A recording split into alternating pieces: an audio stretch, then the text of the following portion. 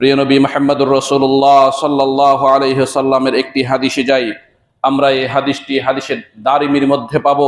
এই হাদিসটি মুসান্নাফে আবি শাইবার মধ্যে পাবো। 3377 নম্বর হাদিস, একটু বড় হাদিস। রাসূল সাল্লাল্লাহু আলাইহি ওয়াসাল্লাম বলছেন, আলাইকুম বিল কুরআন ফাইন্নাহু ফাহুমুল আকলু ওয়ান নূরুল হিকমাতি ওয়া ইয়ানাবিউল ইলম। রাসূল সাল্লাল্লাহু আলাইহি ওয়াসাল্লাম বলছেন, হে পৃথিবীর মানুষেরা, তোমরা শুনে রাখো, তোমরা কোরআনকে তোমাদের জীবনের আবশ্যিক একটা বিষয় হিসাবে গ্রহণ করো। এখন যেমন আমরা আমাদের পোশাকটাকে আবশ্যিক হিসাবে গ্রহণ করেছি, আমাদের সামাজিক যেটা পরিবেশ, পোশাক ছাড়া আমরা বাড়ি থেকে বের হতে পারবো না, এমনকি পোশাক ছাড়া আমরা আমাদের নিজেদের ঘরে, বদ্ধ ঘরে অবস্থান করতেও আমরা পারবো না। এটাকে বলে আবশ্যিক। রাসূল বলছেন, তোমরা কোরআনকে এভাবে তোমাদের জীবনে আবশ্যিক হিসাবে গ্রহণ করো। কেন? রাসূল সাল্লাল্লাহু আলাইহি সাল্লাম বলছেন, এই কোরআন হচ্ছে তোমাদের বিবেকের খোরাক। তিনটি কথা বলছি। কোরআন হচ্ছে তোমাদের বিবেকের খোরাক। 2 নাম্বার, কোরআন হচ্ছে তোমাদের প্রজ্ঞার আলোকমালা। 3 নাম্বার বলছেন, কোরআন হচ্ছে তোমাদের জ্ঞানের প্রসারতা।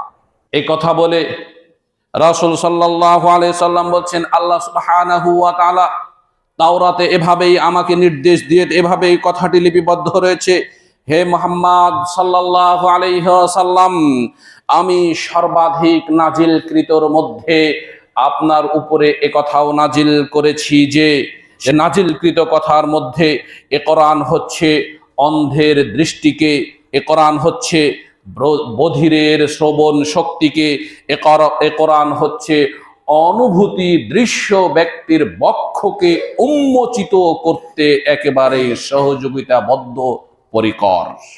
তাহলে এই একটা হাদিস থেকে আমাদের 6টি কথা। এক, রাসূল সাল্লাল্লাহু আলাইহি সাল্লাম বলছেন, তোমরা তোমাদের জীবনকে কোরআনে আবশ্যক করে নাও। কেন করে নিবে? কোরআন হচ্ছে তোমাদের বিবেকের খোরাক, কোরআন হচ্ছে তোমাদের প্রজ্ঞা তথা জ্ঞান যে রয়েছে, এই জ্ঞানের আলো। কোরআন যদি না থাকে, তোমার কাছে পাহাড় সমপরিমাণ জ্ঞান থাকলেও ওই জ্ঞান তোমাকে আলো দেবে না, অন্ধকারেই শুধুমাত্র নিমজ্জিত করবে, আলো তোমাকে দেখাতে পারবে না।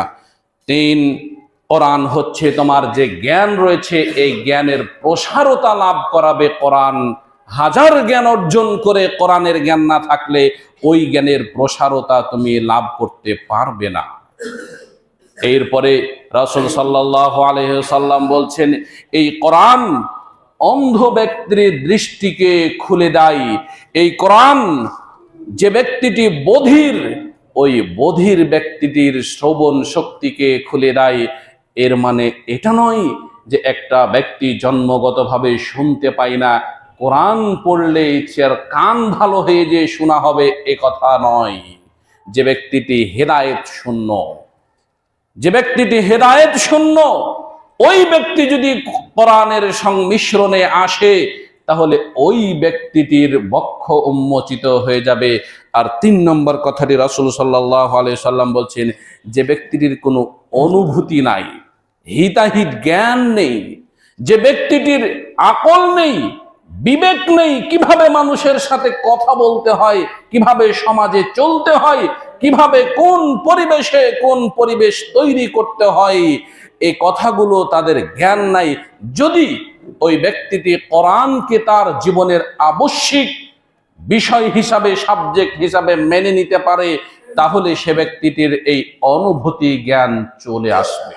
অতএব কোরআনের সাথে সম্পর্ক রেখে চললে ইহকালীন এবং পরকালীন সব কিছুই পাওয়া যায়।